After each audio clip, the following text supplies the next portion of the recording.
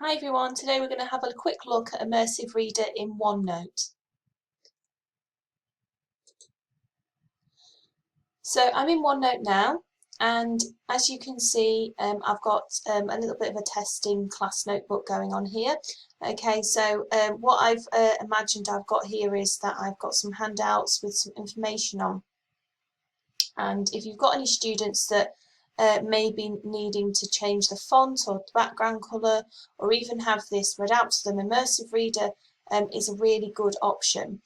Okay, so find Immersive Reader in OneNote. You need to go to the View tab at the top. Okay, so if you click on the View tab, then you'll have a button that says Immersive Reader on it. Now, if you click on that, this will open up. Now, I'm just in the online version on here. It is also in the Windows 10 version.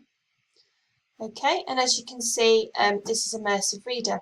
So just to quickly go over the options in Immersive Reader. So as you can see, I can change my page colour.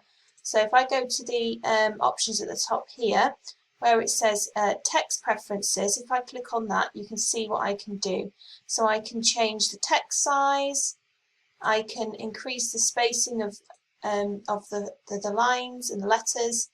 I can change the font. Now it's only given me 3 fonts, okay, and these are sort of the fonts that are, largely easier to read. There we go. And then I can change the background colour as well if I wanted to. Okay.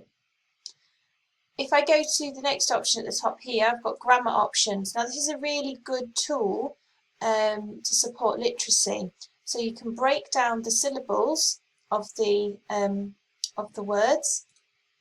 You can change whether you want it to point out the nouns, the verbs, adjectives and adverbs. Okay, so this is a really good way of learning these and understanding them. Click on sort of the adjectives, and it will see, as you can see, it's pointed out. Okay, and if we go to reading preferences, this gives us some very good tools. The line focus tool, if you have any students that struggle to read a text altogether, maybe they use a ruler to read, the line focus is a very good tool for this, especially if students feel overwhelmed by being given a lot of text at once.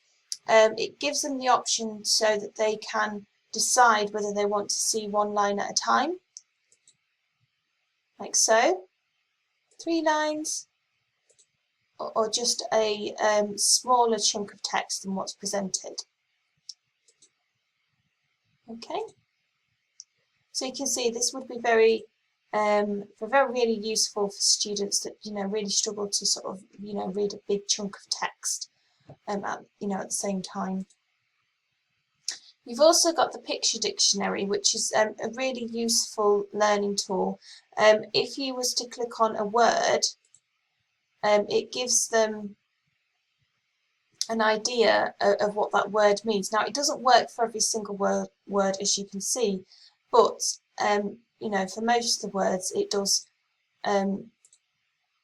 give them a visual image of what that word means, as you can see there for grow, for plants, okay, water. Even sort of verbs there, so it's not just nouns, so their take, it just gives them the idea of what that means, their take. Okay, so it doesn't work for every single one, but it might be a very useful tool. Also, it's worth noting that they can listen to those words. So, for example, if they're struggling with, say, photosynthesis, and you click on photosynthesis, it will actually read it out for them. Okay, so maybe they don't need the whole text reading, but maybe certain keywords or terminology might need reading for them. So if I go back to reading preferences, the other option I have is to translate the document. So, or you can translate it by the word. So if I change the language, if I choose a language, let's just go down to Italian. So it says by word. Okay, so if I was to click on a word, it's given me the different translation of that, and it's also given me I can listen to the translation. Okay, so if I just click on any word, it will give me what that word is in that other language that I've selected. Okay, and I can also listen to it as well.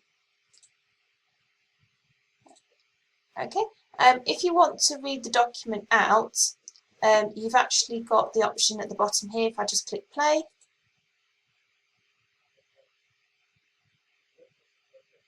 okay, this will read it out to them, and also you can change the voice as well. Okay, so that's the Immersive Reader tool.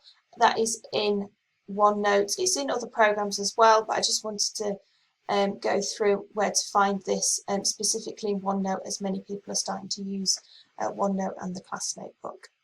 Okay, thank you.